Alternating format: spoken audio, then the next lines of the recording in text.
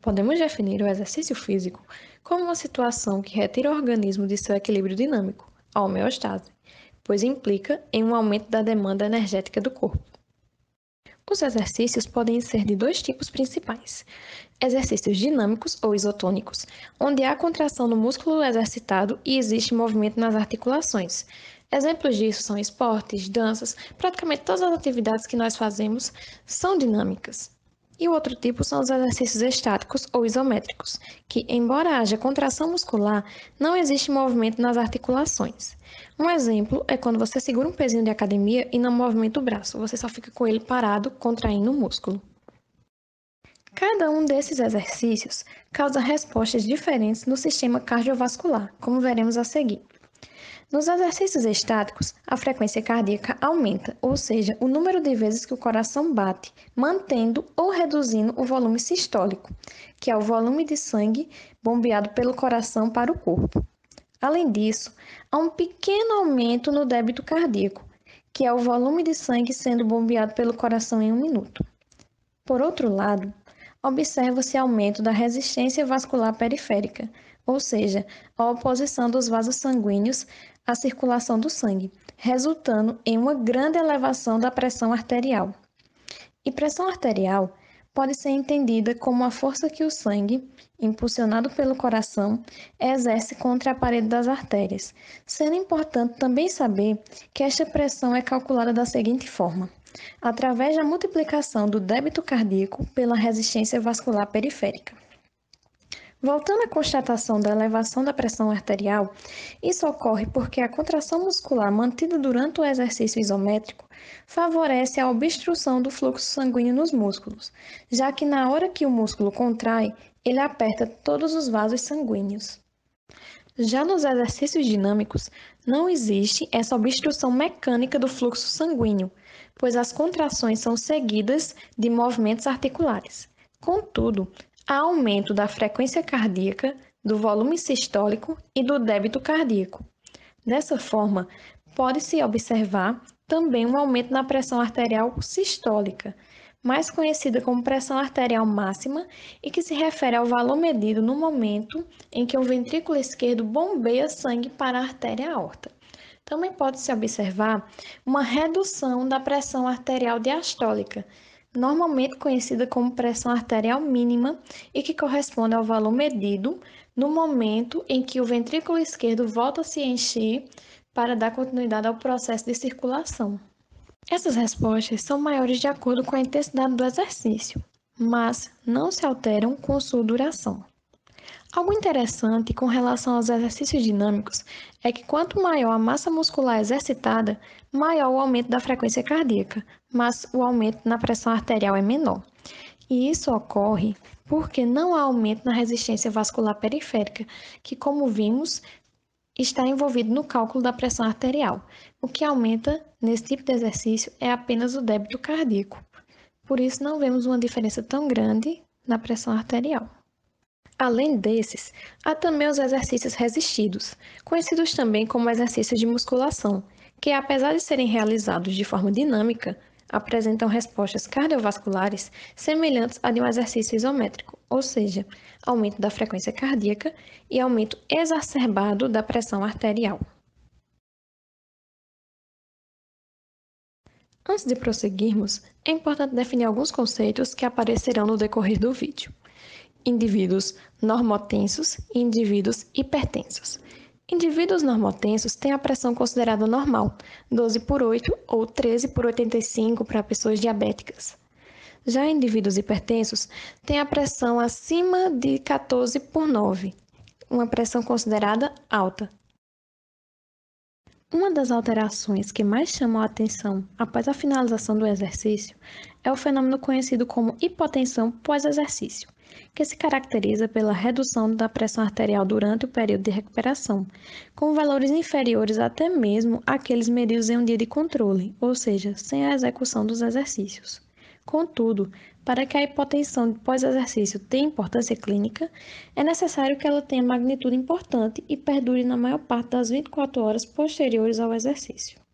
Com relação às características do exercício, Os exercícios aeróbios, que é um exercício contínuo e prolongado, realizado com movimentos não muito rápidos, promoveu maior queda nos valores da pressão após sua execução, por possuir efeitos hipotensores maiores e mais duradouros.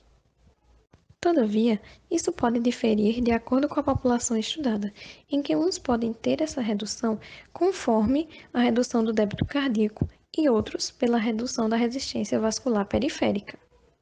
Diante do que foi exposto até aqui, observa-se que, mesmo agudamente, o exercício físico tem um papel hipotensor de relevância clínica, principalmente para indivíduos hipertensos, o que sugere que o exercício deve ser indicado no tratamento não farmacológico da hipertensão arterial. Efeito crônico do exercício físico aeróbio sobre a pressão arterial. Segundo os estudos realizados, o treinamento físico leva à diminuição da pressão arterial. Os efeitos são mais notáveis, principalmente em indivíduos hipertensos. Os resultados dos estudos com normotensos não mostraram nenhuma alteração significativa na pressão arterial. Portanto, os estudos mostraram que para reduzir a pressão arterial era necessária uma maior intensidade de exercícios físicos durante as sessões de treinamento. E para isso, o mecanismo de controle da pressão arterial envolvido na diminuição da hipertensão foi a redução do débito cardíaco, ou seja, o volume de sangue nas artérias, associada à bradicardia de repouso, ou seja, a diminuição da frequência cardíaca, e também a redução do tônus simpático cardíaco. Um aspecto muito importante quando se estuda a hipertensão é perceber as alterações fisiopatológicas que ocorrem, como, por exemplo, as difusões neurovegetativas que está relacionada com a diminuição da sensibilidade dos reflexos cardiovasculares. Esses reflexos são muito importantes para a regulação de momento a momento da pressão arterial. É o reflexo pressorreceptor, que mantém a pressão arterial no limite, e o cardiopulmonar, que também mantém o controle dessa pressão arterial.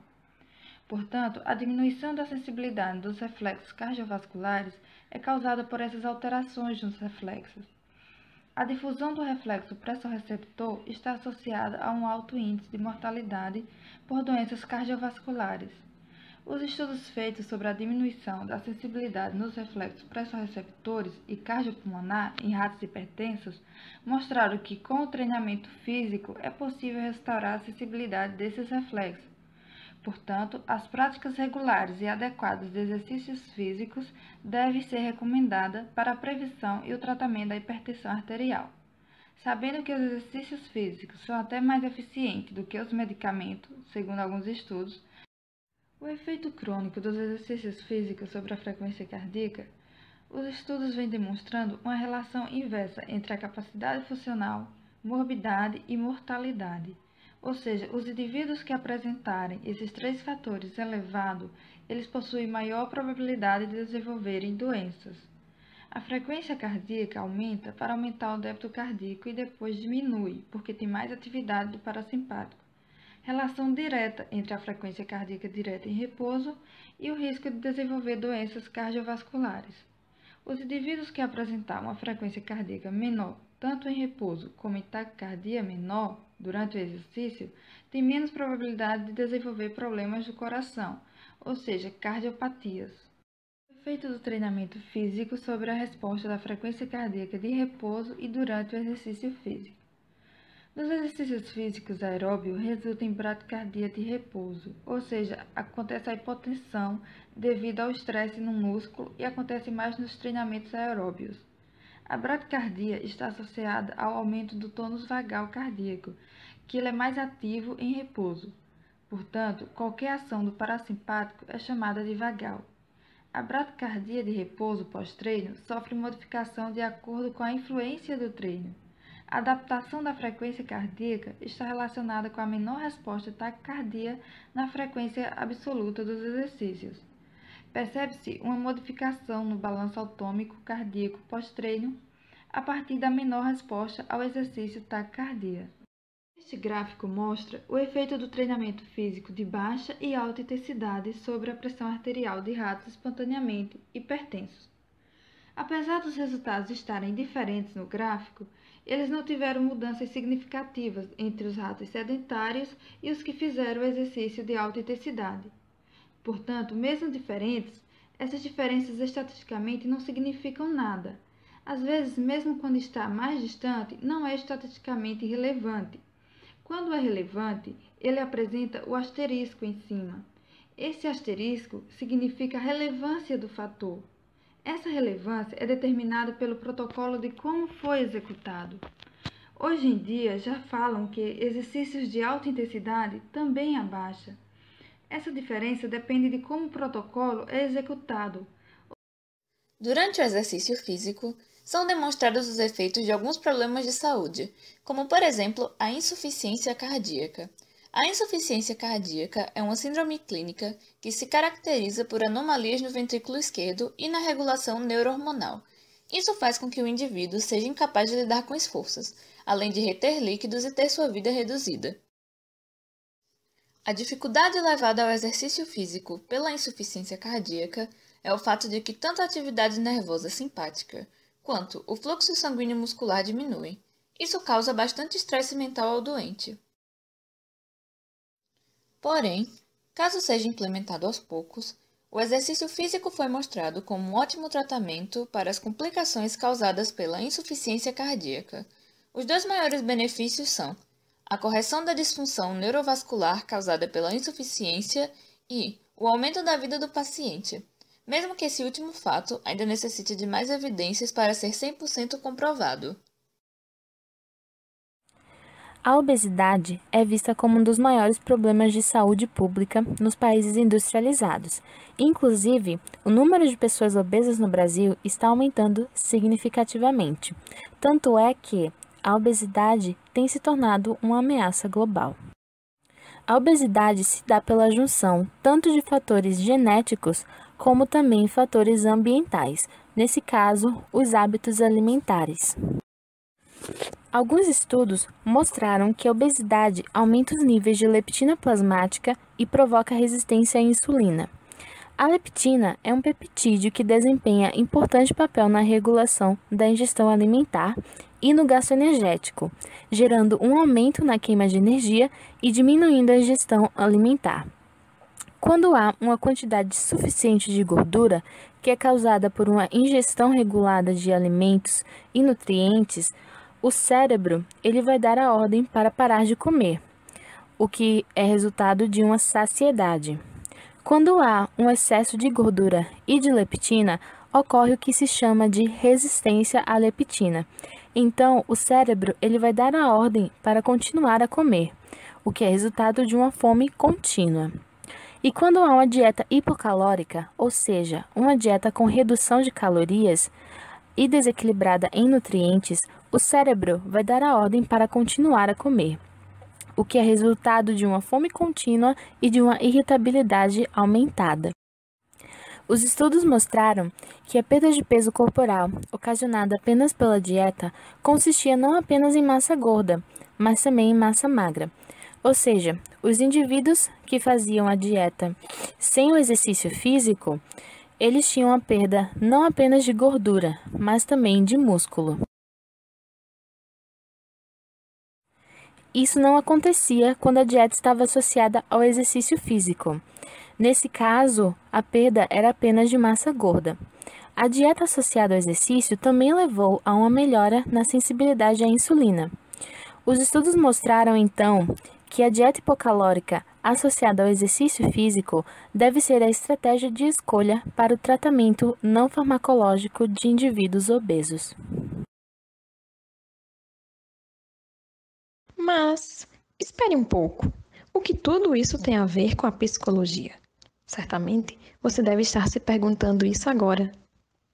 A leitura de um artigo como esse é muito importante para o profissional da psicologia, que deve estar atento a alterações fisiológicas no indivíduo que irá tratar, para que possa encaminhá-lo a outro profissional se o problema não for apenas de ordem psicológica. Por isso, nos cursos de psicologia são ensinadas as disciplinas de anatomia, fisiologia e neurofisiologia, para que o profissional tenha uma noção básica sobre o assunto. Desse modo, esse artigo serviria como uma forma complementar ao estudo do psicólogo.